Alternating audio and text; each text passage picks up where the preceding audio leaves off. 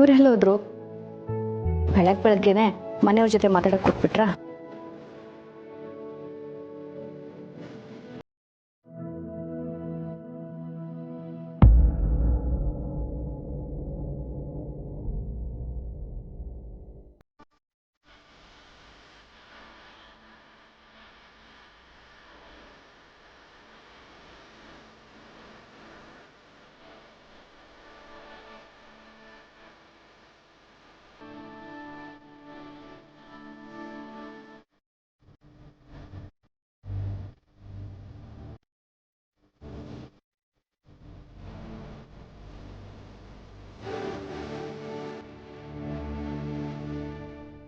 ನಿನ್ನ ಮುಖದಲ್ಲಿ ನಗು ನೋಡೋಕ್ಕೆ ನಾನು ಯಾವಾಗಲೂ ಕಾಯ್ತಿರ್ತೀನಿ ಪುಣ್ಯ. ಈ ನಿನ್ನ ಕಣ್ಗಳಲ್ಲಿ ಇಷ್ಟು ದಿನ ನೀರು ಹಾಕಿದ್ದು ಸಾಕು. ಇನ್ನು ಮುಂದೆ ನಿನ್ನ ಕಣ್ಣಲ್ಲಿ ನಾನು ಸಂತೋಷ ನೋಡಬೇಕು. ಅಷ್ಟು ವರ್ಷಗಳು ಅನಾಥೆಯಾಗಿ ಬದುಕಿದ್ದು ಸಾಕು. ಇನ್ನು ಮುಂದೆ ಎಲ್ಲರ ಪ್ರೀತಿಯಲ್ಲಿ ನೀನು ಮುಳುಗಿ ಹೋಗಬೇಕು. ನಿನಗೀಗ ಎಲ್ಲ ಸಿಕ್ಕಿದೆ ಪುಣ್ಯ. ಹಾಗೆ ನನಗೆ ನನ್ನ ಪೂರ್ಣಿ ನಗು ಮತ್ತೆ ಸಿಕ್ಕಿದೆ. ನಾನು ನಿನ್ನ ನಗುನ ತುಂಬಾ ಪ್ರೀತಿಸ್ತೇನೆ.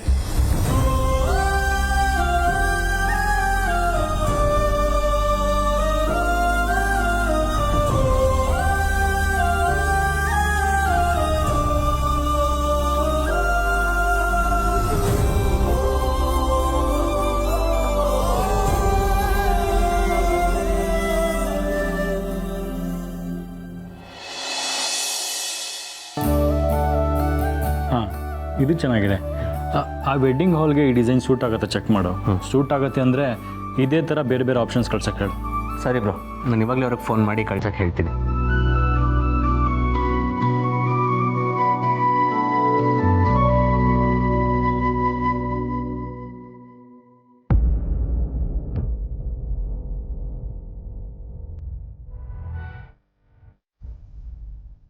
ಪುಣ್ಯ ಏನಾಯ್ತು? ಅಳ್ತಿದ್ಯಾ? ಶ್ರೀ, ಈ ಫೋಟೋ ನಾನು ಇಟ್ಟಿದ್ದು. ಯಾಕೆ ಇಷ್ಟ ಆಗಿಲ್ವಾ? ಇಲ್ಲ, ಪ್ರಾಣಕ್ಕಿಂತ ಹೆಚ್ಚಾಗಿ ಪ್ರೀತಿ ಮಾಡುವಂಥದ್ದು ಏನಾದರೂ ಕಣ್ಮುಂದೆ ಬಂದಾಗ ಅದಕ್ಕೆ ಬರೀ ಇಷ್ಟ ಅನ್ನೋ ಪದನ ನಾನು ಹೇಗೆ ಬಳಸಲಿ? ಮತ್ತೆ ಕಣ್ಣೀರು ಯಾಕೆ? ಸಂತೋಷಕ್ಕೆ. ಒಂದು ಕಡೆ ಈ ಫೋಟೋ ನನ್ನ ಕಣ್ಣೀರು ತರಿಸಿದ್ರೆ, ಇನ್ನೊಂದು ಕಡೆ ನೀವು ಬರೆದಿರೋ ಸಾಲುಗಳು ನನ್ನ ಕಣ್ಣೀರಿಗೆ ಕಾರಣ ಆಯಿತು. ಸಂತೋಷ ಹೃದಯ ತುಂಬಿ ಇನ್ನೂ ಹೆಚ್ಚಾದಾಗ ಕಣ್ಣಿಂದ ನೀರಿನ ರೂಪದಲ್ಲಿ ಹರಿಯುತ್ತೆ.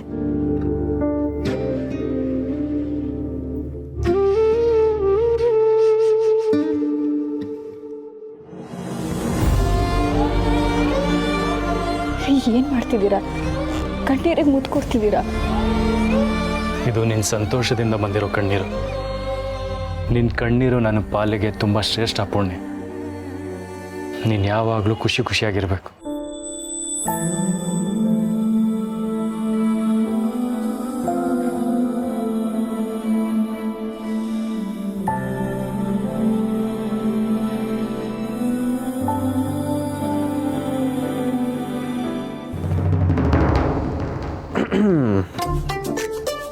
ಸಾರಿ ಬ್ರೋ, ರಾಂಗ್ ಟೈಮಲ್ಲಿ ಬಂದೆ ಅನಿಸುತ್ತೆ.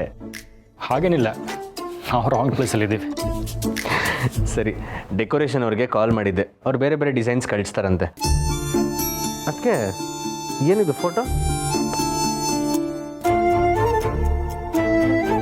ದೀಪಿಕಾ, ಇಲ್ಲಿ ನೋಡು, ಫೋಟೋ ಎಷ್ಟು ಚೆನ್ನಾಗಿದೆ. ನನ್ನ ಅಪ್ಪ ಅಮ್ಮನ್ನ ನನ್ನಿಂದ ಕಿತ್ಕೊಂಡೆ ಅಲ್ವಾ? ಇವತ್ತು ಸಂಜೆ ಪಾರ್ಟಿಲಿ ನಿನಗೆ ಸರಿಯಾಗಿ ಪಾಠ ಕಲಿಸ್ತೀನಿ. ಯಾಕೆ ದೀಪಿಕಾ, ನೀನು ಈ ಫೋಟೋದಲ್ಲಿಲ್ಲ ಅಂತ ಬೇಜಾರಾಗ್ತಿದೆ? ಹಾಗೇನಿಲ್ಲ, ನನ್ನ ಹತ್ರ ಈ ಥರ ಫೋಟೋ ಬೇಕಾದಷ್ಟಿದೆ. ಆದರೆ ಪೂರ್ಣಿ ಅಕ್ಕಂಗೆ ಈ ಫೋಟೋ ಎಷ್ಟು ಇಂಪಾರ್ಟೆಂಟ್ ಅಂತ ನನಗೆ ಚೆನ್ನಾಗಿ ಗೊತ್ತು. ತುಂಬ ವರ್ಷಗಳಾದಮೇಲೆ ಅವ್ರಿಗೆ ಫೋಟೋ ಸಿಕ್ಕಿದೆಯಲ್ವಾ, ಅದಕ್ಕೆ ತುಂಬ ಖುಷಿಯಾಗಿರುತ್ತೆ ಅವ್ರಿಗೆ, ಅಲ್ವಾ ಪೂರ್ಣಿ? ಪುಣ್ಯ, ಅಪ್ಪ ಅಮ್ಮ ನೆನಪಾತ್ರ? ಫೋನ್ ಮಾಡಿ ಮಾತಾಡಿ ಅದಕ್ಕೆ. ಈಗ ಬೇಡ, ನಿಧಿಗೆ ಭೋಜನ ಶಾಸ್ತ್ರ ಆಗೋಗ್ಲಿ, ಫ್ರೀ ಆದ್ಮೇಲೆ ಮಾತಾಡ್ತೀನಿ.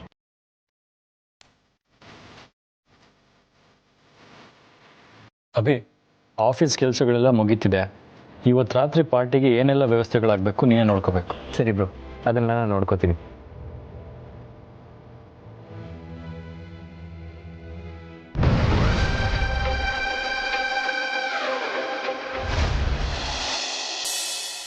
ನಿಧಿಗೆ ಈ ತಿಂಡಿ ಅಂದರೆ ತುಂಬ ಇಷ್ಟ. ಅವಳು ಚಿಕ್ಕವಳಾಗಿದ್ದಾಗ ನಾನು ಇದನ್ನು ತುಂಬ ಮಾಡ್ತಾಯಿದ್ದೆ. ಅದಾದಮೇಲೆ ಈಗಲೇ ಮಾಡ್ತಾ ಇರೋದು ನೋಡಿ. ಓ, ಶಾಸ್ತ್ರಕ್ಕೆಲ್ಲ ಸಿದ್ಧತೆ ನಡೀತಾ ಇದೆ. ನಾನು ನನ್ನ ಮಗಳಿಗೋಸ್ಕರ ಏನಾದರೂ ಅಡುಗೆ ಮಾಡಬೇಕು ಅನ್ನಿಸ್ತಿದೆಯಲ್ಲ. ಮಾಡಿ ಮಹೇಶ್ವರೇ, ಅಪ್ಪ ಮಾಡಿದ ಅಡುಗೆ ಅಂದರೆ ನಿನಗೂ ಇಷ್ಟ ಆಗತ್ತೆ. ಅದೇನೋ ನಿಜ ಅದಕ್ಕೆ, ಆದರೆ ನನಗೆ ಮಾಡಕ್ಕೆ ಬರಬೇಕಲ್ವಾ? ಅದರಲ್ಲಿ ಏನಿದೆಯೋ ಕಷ್ಟ. ಇಷ್ಟು ವರ್ಷದಿಂದ ನನ್ನ ಜೊತೆ ಇದೆಯಾ, ಬಾಕಿ ವ್ಯವಹಾರ ಎಲ್ಲ ಕಲಿತೆ, ಅಡುಗೆ ಒಂದು ಕಲೀಲಿಲ್ಲ ನೋಡು. ಬಾ, ಮಗಳ ಮದುವೆ ನೆಪದಲ್ಲಿ ಈಗ ಅಡುಗೆ ಕಲಿ ಬಾ.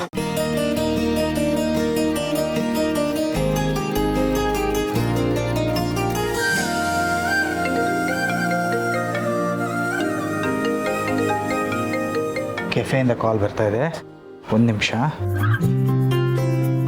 ಹಲೋ ತುಳಸಿಯವರೇ, ಸ್ವಲ್ಪ ನೋಡಿ. ಹಲೋ, ಹಾಂ ಹೇಳಿ. ಅದಕ್ಕೆ ದತ್ತ ಅವ್ರಿಗೆ ಶಾರ್ವರಿ ವಿಷಯ ಹೇಳಿದ್ರ? ಹೇಳ್ದೆ ಮಹೇಶ್ವರೇ, ಮಾವ ನನಗೆ ಧೈರ್ಯ ಹೇಳಿದ್ರು. ಶಾರ್ವರಿ ಬಗ್ಗೆ ಎಲ್ಲ ಇನ್ಫಾರ್ಮೇಷನ್ ಕಲೆಕ್ಟ್ ಮಾಡ್ತೀನಿ ಅಂತ ಫೋಟೋ ತೊಗೊಂಡು ಹೋಗಿದ್ದಾರೆ. ದತ್ತ ಅವರು ಹೋದ ಮೇಲೆ ಆ ಕೆಲಸ ಆದ ಹಾಗೆ ಬಿಡಿ. ಒಂದು ಕಡೆ ನನ್ನ ಮಗಳು ಮದುವೆ ನಡೀತಿರುತ್ತೆ, ಇನ್ನೊಂದು ಕಡೆ ಆ ರಾಕ್ಷಸಿಗೆ ಶಿಕ್ಷೆ ಕೊಡಿಸೋದಕ್ಕೆ ಸಾಕ್ಷಿಗಳು ರೆಡಿ ಆಗ್ತಿರುತ್ತೆ. ಇಷ್ಟು ದಿನ ಸತ್ಯ, ನ್ಯಾಯ, ಧರ್ಮ ನಮ್ಮ ಜೊತೆ ಇತ್ತು. ಈಗ ಮಾವ ನಮ್ಮ ಜೊತೆ ಇದ್ದಾರೆ. ಮಾವ ನನ್ನ ಪಾಲ್ಗೆ ದೇವ್ರಿದ್ದ ಹಾಗೆ. ಶಾರ್ವರಿಗೆ ಶಿಕ್ಷೆ ಆಗೇ ಆಗತ್ತೆ. ಅದೇನೋ ನಿಜ ಅದಕ್ಕೆ, ಆದರೆ ಅಷ್ಟರಲ್ಲಿ ಅವಳಿಂದ ಯಾರಿಗಾದರೂ ಅನಾಹುತ ಆಗುತ್ತೇನೋ ಅಂತ ನನಗೆ ಭಯ ಆಗ್ತಿದೆ. ನಮ್ಮ ಮನೆಯಲ್ಲಿ ಮಾತ್ರ ಅವಳಿಂದ ಯಾರಿಗೂ ಏನೂ ಆಗಬಾರ್ದು. ಆಗಲ್ಲ, ಯಾರಿಗೂ ಏನೂ ಆಗಲ್ಲ. ಆಗಕ್ಕೆ ನಾನು ಬಿಡೋದು ಇಲ್ಲ. ಏನಾಗಕ್ಕೆ ಬಿಡಲ್ಲ ತುಳಸಿಯವರೇ? ಅದು ಅಡುಗೆಗೆ ಉಪ್ಪು ಜಾಸ್ತಿ ಆಗ್ಬೋದೇನೋ ಅದಕ್ಕೆ ಅಂತ ನಾನು ಹೇಳ್ತಿದ್ದೆ.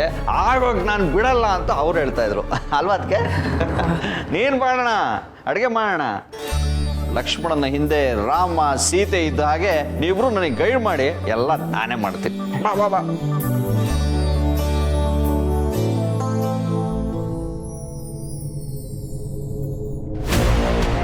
ನೀವೇನೋ ಕಾಯ್ತೀರಾ, ಆದ್ರೆ ಅವಳು ಕಾಯಬೇಕಲ್ಲ. ನಿಧಿ ಮದುವೆ ಆಗೋದ್ರೊಳಗೆ ಮನೆಯವ್ರಿಗೆ ಏನಾದರೂ ತೊಂದರೆ ಮಾಡಬೇಕು ಅಂತ ಅವಳು ಅಂದ್ಕೊಂಡಿದ್ರು. ನಾಳೆ ಎಲ್ಲ ಸರಿ ಮಾಡೋಣ ಅಂತ ನಾವು ಕಾಯ್ತಾ ಕೂತ್ಕೋಬಹುದು ತುಳಸಿ. ಆದರೆ ಕಾಲ ಯಾರನ್ನೂ ಕಾಯೋದಿಲ್ಲ.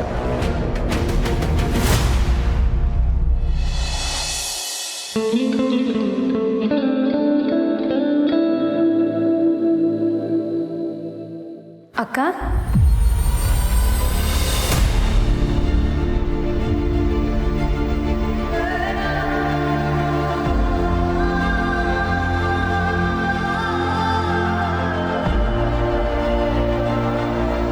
ನಿನ್ನನ್ನೇ ಕರೆದಿದ್ದು. ಯಾಕೆ, ಆಶ್ಚರ್ಯ ಆಯ್ತಾ? ಆಶ್ಚರ್ಯ ಆಗಿರುತ್ತೆ. ಅರೆ, ನನಗೆ ಇದಕ್ಕಿಂತ 100 ಪಟ್ಟು ಹೆಚ್ಚು ಆಶ್ಚರ್ಯ ಆಗಿತ್ತು ನೀನು ನನಗೆ ಅಕ್ಕ ಅಂತ ಗೊತ್ತಾಗಿದ್ದ ಕ್ಷಣ. ಇದ್ದಕ್ಕಿದ್ದ ಹಾಗೆ ಅಪ್ಪ ಅಮ್ಮಂಗೆ ಇನ್ನೊಬ್ಳು ಮಗಳಿದ್ದಾಳೆ, ಅವಳು ಬೇರೆ ಯಾರೂ ಅಲ್ಲ ನೀನೇ ಅಂದರೆ ನಾನು ಅದನ್ನು ಹೇಗೆ ಡೈಜೆಸ್ಟ್ ಮಾಡ್ಕೋಬೇಕು ಹೇಳು? ಮೊದಲಿಂದನೂ ನಾನು ನಿನ್ನ ಮೇಲೆ ಆಪಾದನೆ ಮಾಡಿಕೊಂಡೇ ಬಂದಿದ್ದೆ. ಒಂದು ರೀತಿ ಹೇಳಬೇಕಂದ್ರೆ ನಾನು ನಿನ್ನ ಹೇಟ್ ಮಾಡಿಕೊಂಡೇ ಬಂದಿದ್ದೆ.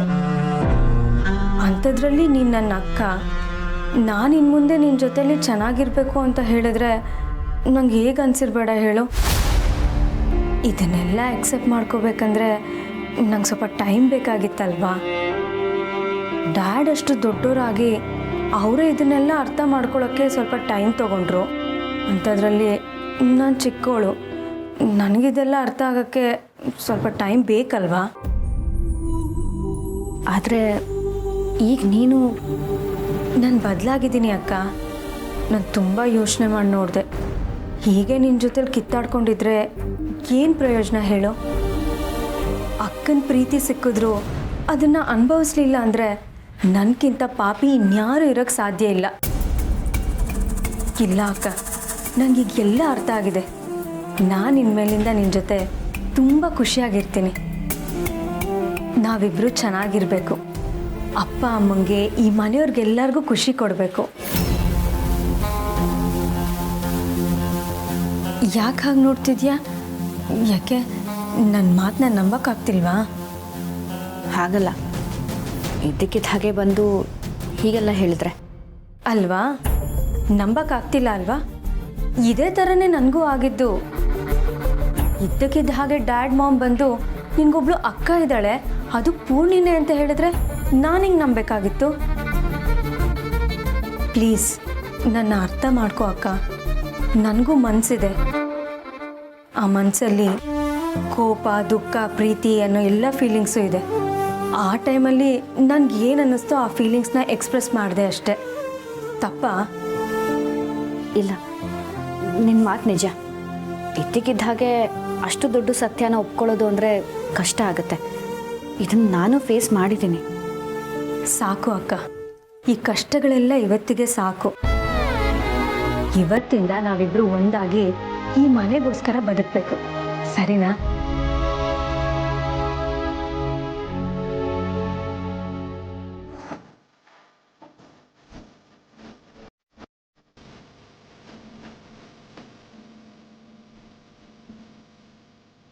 ತಗೋ, ನಿನಗೋಸ್ಕರ ನಾನು ತಂದಿರೋ ಸೀರೆ. ಇವತ್ತು ಪಾರ್ಟಿಗೆ ನೀನು ಇದನ್ನೇ ಉಟ್ಕೋಬೇಕು. ನನಗೆ ಸೀರೆ ಎಲ್ಲ ಬೇಡ, ನನ್ನ ಹತ್ರ ತುಂಬ ಇದೆ. ಈಗ ಅದನ್ನೇ ಹುಡುಕ್ತಾ ಇದ್ದೆ. ಹುಡ್ಕೋದೆಲ್ಲ ಯಾಕೆ? ತಂಗಿ ಪ್ರೀತಿಯಿಂದ ತಂದುಕೊಟ್ರೆ ಹಿಂಗೆ ಬೇಡ ಅಂತೀಯಾ? ಯಾಕೆ? ಈಗಲೂ ನಿನಗೆ ನನ್ನ ಮೇಲೆ ನಂಬಿಕೆ ಇಲ್ವಾ? ಹಾಗೆಲ್ಲ ಏನಿಲ್ಲ. ಈಗೇನು ಪಾರ್ಟಿಗೆ ಈ ಸೀರೆ ಉಟ್ಕೋಬೇಕು ಅಷ್ಟೇ ತಾನೇ? ಅಷ್ಟೇ. ಸರಿ, ಇದನ್ನೇ ಉಟ್ಕೋತೀನಿ. ಥ್ಯಾಂಕ್ಸ್ ಅಕ್ಕ. ಇನ್ನು ಮುಂದೆ ಈ ಮನೇಲಿ ಬರೀ ನಗುನೇ ತುಂಬಿರುತ್ತೆ. ಈ ಮನೇಲಿ ಮಾತ್ರ ಅಲ್ಲ, ನಮ್ಮಿಬ್ರು ಬಾಳಲ್ಲೂ ಬರೀ ನಗುನೇ ಇರುತ್ತೆ. ಸರಿ, ನೀನು ರೆಡಿ ಆಗೋ, ನಾನು ಹೊರಡ್ತೀನಿ.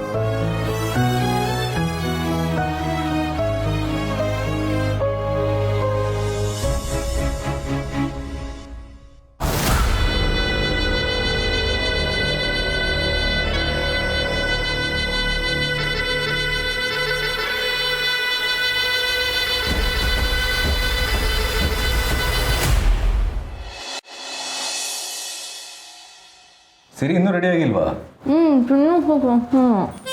ಏನ ಈಗ ಹೇಳು. ಪಿನ್ ಹಾಕೊಳ್ಳೋದು ಕಷ್ಟ ಆಗ್ತಿದೆ, ಒಂದು ಸ್ವಲ್ಪ ಪಿನ್ ಹಾಕಕ್ಕೆ ಹೆಲ್ಪ್ ಮಾಡು ಬಾ. ಎಲ್ಲಿ?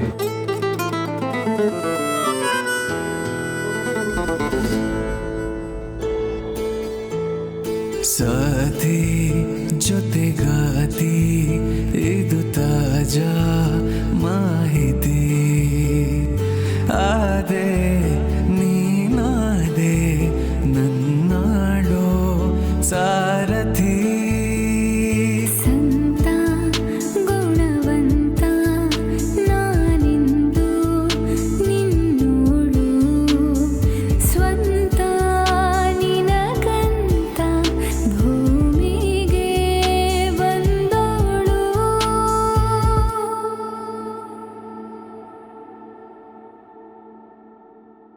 ಅಯ್ಯಯ್ಯೋ, ಸಾರಿ. ಅಯ್ಯೋ, ಯಾಕಣ್ಣ ಗಾಬರಿ ಮಾಡ್ಕೊಳ್ತೀಯಾ? ನಾನೇನು ನೋಡಲೇ ಇಲ್ಲ, ನಾನು ಇಲ್ಲಿಗೆ ಬಂದೇ ಇಲ್ಲ. ಅದು ಸಿರಿಗೆ ಬೇಗ ರೆಡಿ ಆಗು ಅಂತ ಹೇಳೋಣ ಅಂತ ಬಂದೆ. ಸರಿ, ಬಾಯ್. ಅಣ್ಣ, ನೀನು ಇಲ್ಲೇ ಇದ್ದರೆ ಸಿರಿ ಬೇಗ ರೆಡಿ ಆಗೋಕ್ಕಾಗಲ್ಲ. ಇದ್ರ ಮೇಲೆ ನಿಮ್ಮ ಇಷ್ಟ. ಸಿರಿ, ಬೇಗ ರೆಡಿ ಆಗು, ಲೇಟ್ ಆಗ್ತಾ ಇದೆ. ನಾನು ಇಲ್ಲೇ ಇದ್ರೆ ನೀನು ರೆಡಿ ಆಗಲ್ಲ. ನೀವಿಲ್ಲೇ ಇದ್ರೆ ನಾನು ರೆಡಿ ಆಗಲ್ವಾ ಅಥವಾ ನೀವು ರೆಡಿ ಆಗೋದಕ್ಕೆ ಬಿಡಲ್ವಾ? ಅಲ್ಲ, ನಾನೇ ನಿನ್ನ ರೆಡಿ ಮಾಡಬೇಕು ಅಂತ ಆಸೆ. ಆದರೆ ಈಗ ಅದಕ್ಕೆಲ್ಲ ಟೈಮ್ ಇಲ್ಲ. ಪಿನ್ ಹಾಕ್ಬಿಟ್ಟು ಹೊರಡಿ.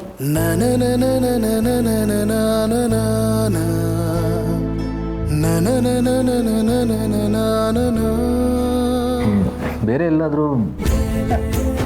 ಏನೂ ಇಲ್ಲ ಸರ್, ತಾವು ಹೊರಗಡೆ ಹೋಗಿ.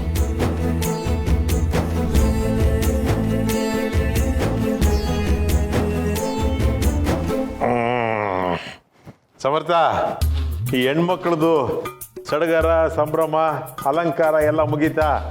ನಂದು ಸ್ನಾನ ಶಾಸ್ತ್ರ ಆಯಿತು. ಶರ್ಟ್ ಹಾಕೊಂಬರ್ತೀನಿ, ಹೊರಟ್ಬಿಡಪ್ಪ, ಲೇಟ್ ಆಗುತ್ತೆ. ರೆಡಿ ಆಗ್ತಾ ಇದ್ದಾರೆ, ಇನ್ನೇನು ಬರ್ತಾರೆ. ತಾತ ನೀವ್ಯಾಕಿನ್ನೂ ಹೀಗೆ ಕೂತಿದ್ದೀರಾ, ನೀವು ಬರಲ್ವಾ? ಮದುಮಗಳಿಗೆ ತಿಂಡಿ ತಿನ್ನಿಸೋದಕ್ಕೆ ಊಟ ಮಾಡಿಸೋ ಶಾಸ್ತ್ರಕ್ಕೆಲ್ಲ ನಾನು ಯಾಕೆ ಬರಬೇಕು? ಅವಳಿಗೆ ಅದು ಏನೇನು ಬೇಕೋ ಅವ್ರು ತಿನ್ನಿಸ್ಕೊಳ್ಳಿ. ನಾನು ಮದುಮಗಳ ತಾಯಿಗೆ ಕಜ್ಜಾಯ ತಿನ್ನಿಸ್ಬೇಕಲ್ಲಪ್ಪ.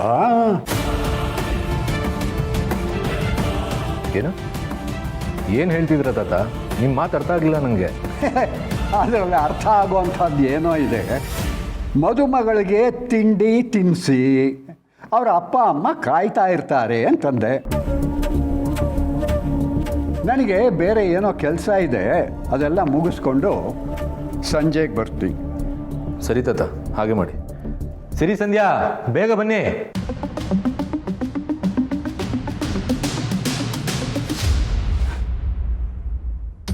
ಈ ದತ್ತ ಆಡ್ತಿರೋ ಮಾತಲ್ಲಿ ಏನೋ ಒಳ ಅರ್ಥ ಇದೆ ಅನ್ನಿಸ್ತಿದೆಯಲ್ಲ.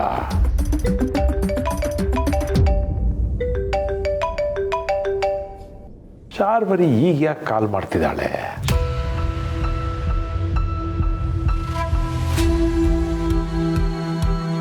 ಯಾಕೋ ನೀನು ಯಾಕೆ ಹಾಗೆ ನನ್ನ ನೋಡ್ತಿದ್ದೀಯಾ? ಅಂಥದ್ದೇನಿಲ್ಲ ಬಿಡಿ. ನೀವು ಅಲ್ಲಿಗೆ ಹೋಗಲ್ಲ ಅಂದ್ರಲ್ಲ, ಯಾಕೆ ಅಂತ ಯೋಚನೆ ಮಾಡ್ತಾ ಇದ್ದೆ. ಏಯ್, ಯಾಕಾದ್ರೆ ನಿನಗೇನು? ಒಟ್ಟಿನಲ್ಲಿ ನಿನಗೆ ಅಲ್ಲಿಗೆ ಹೋಗ್ಬೇಕಷ್ಟೇ ತಾನೇ, ಹೋಗು. ಆದರೆ ಅಲ್ಲಿ ಏನಾದರೂ ಮತ್ತೆ ನಿನ್ನ ಬಾಲ ಬಿಚ್ಚಿದೆಯೋ? ಇಲ್ಲ ಬಿಡಿ, ನೀವು ಬಾಲಕ್ಕೆ ಬೆಂಕಿ ಇಟ್ಬಿಡ್ತೀರ ಗೊತ್ತು.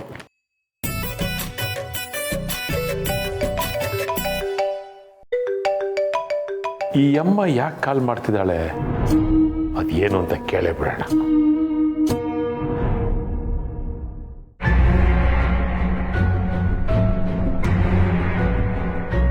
ಹಲೋ, ಹೇಳಿ ಮೇಡಮ್. ಕಾಲ್ ಮಾಡಿದ ತಕ್ಷಣ ರಿಸೀವ್ ಮಾಡೋಕ್ಕೆ ಏನು ರೋಗ ನಿಮಗೆ? ದುಡ್ಡು ಕೊಡೋರು ನೀವು ಬೈದಾಗೆಲ್ಲ ಬೈಸ್ಕೋಬೇಕಾಗತ್ತೆ. ಹೇಳಿ ಮೇಡಮ್, ಈಗ ಫೋನ್ ಮಾಡಿದ್ದೇನು ಅಂತ.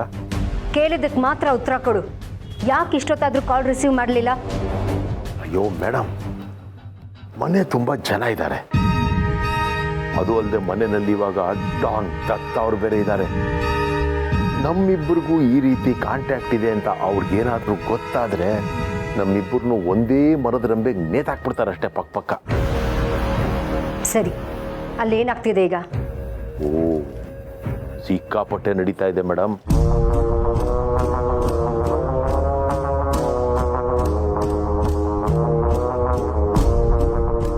ನಾನು ಈಗ ನಿಮ್ಮ ಮನೆಗೆ ಬರ್ತಾ ಇದ್ದೀನಿ, ಅಲ್ಲೇ ಎಲ್ಲ ನೇರವಾಗಿ ಹೇಳ್ತೀನಿ. ಬೇಡ ಬೇಡ, ನೀವು ಇಲ್ಲಿಗೆ ಬರೋದು ಬೇಡ. ನೀವು ಆ ದತ್ತಾನೇ ಫಾಲೋ ಮಾಡಿ. ಆ ಮುದ್ಕ ಏನೇ ಮಾಡಿದ್ರು ಆ ಎಲ್ಲ ವಿಷಯನೂ ನನಗೆ ತಕ್ಷಣ ಗೊತ್ತಾಗಬೇಕು. ಚೆನ್ನಾಗಿ ಹೇಳಿದ್ರಿ ನೀವು. ಅಲ್ಲ ಮೇಡಮ್, ನಾನು ಹುಲಿ ಬಾಯಿಂದ ತಪ್ಪಿಸ್ಕೊಂಡ್ರೆ ಸಾಕು ಅಂತ ಇದ್ದೀನಿ, ಅಂಥದ್ರಲ್ಲಿ ನೀವು ಹುಲಿ ಬಾಲನೇ ಹಿಡ್ಕೊಂಡು ಓಡಾಡೋ ಅಂತ ಹೇಳ್ತಿದ್ದೀರಲ್ಲ, ಸರಿ ಅನ್ಸತ್ತ ನಿಮ್ಗೇನ ಇದು? ನೋಡು, ನಾನು ಹೇಳಿದ ಕೆಲಸ ನೀನು ಮಾಡಿದ್ರೆ ಈ ಸರಿ ನೀನು ಕೇಳಿದಕ್ಕಿಂತ ಹೆಚ್ಚಿನ ದುಡ್ಡು ನಿನ್ನ ಕೈ ಸೇರತ್ತೆ. ಸರಿ ಬಿಡಿ, ಕಾಸು ಸಿಗತ್ತೆ ಅಂದರೆ ಏನು ಕೆಲಸ ಬೇಕಾದರೂ ಮಾಡ್ತೀನಿ. ಆಯಿತು, ಆ ದತ್ತ ಎಲ್ಲೇ ಹೋಗಲಿ, ಏನೇ ಮಾಡಲಿ, ಯಾರ ಜೊತೆನೇ ಮಾತಾಡಲಿ, ಆ ಎಲ್ಲ ವಿಷಯನೂ ನನಗೆ ತಕ್ಷಣ ಗೊತ್ತಾಗಬೇಕು. ನಿನ್ನ ಕಾಲ್ಗೋಸ್ಕರ ನಾನು ವೆಯ್ಟ್ ಮಾಡ್ತಿರ್ತೀನಿ. ಆಯಿತು ಮೇಡಮ್, ಓಕೆ. ಓ, ಶ್ರೀಮಂತರ ಮನೆ ಊಟ ತಪ್ಪೋಯ್ತೆ. ವಿಚಾರ ಹೇಳೋ ನೆಪದಲ್ಲಿ ಅವ್ರ ಮನೆಗೆ ಹೋಗಿದ್ದಿದ್ರೆ ಒಟ್ಟು ತುಂಬ ಊಟ, ಕೈ ತುಂಬ ನೋಟಿನ ಕಂತೆ ಸಿಕ್ಕಿರೋದು ಮಿಸ್ ಆಗೋಯ್ತು. ಆದರೂ ಈ ದತ್ತನ್ನು ಫಾಲೋ ಮಾಡುವಂತ ಅಯ್ಯಮ್ಮ ಯಾಕೆ ಹೇಳಿರ್ಬೋದು? ಯಾಕನ ಹೇಳ್ಕೊಳ್ಳಿ, ನನಗೇನಾಗಬೇಕು? ಈ ಅಪ್ಪನ ಫಾಲೋ ಮಾಡಿದ್ರೆ ನೋಟಿನ ಕಂತೆಗಳು ನನಗೆ ಸಿಗತ್ತೆ ಅಷ್ಟೇ. ಅಯ್ಯೋ, ಈಗಿನ ಕಾಲದಲ್ಲಂತೂ ನೋಡ್ದವರೆಲ್ಲ ನಾನು ಫಾಲೋ ಮಾಡಿ ಅಂತ ಹೇಳ್ತಾರೆ. ಪುಣ್ಯ ಈ ಅಮ್ಮ ಬೆಲ್ ಐಕಾನ್ ಒತ್ತಿ ಅಂತ ಹೇಳಲಿಲ್ಲ. ಫಾಲೋ ತಾನೇ ಮಾಡಿದ್ರಾಯ್ತು.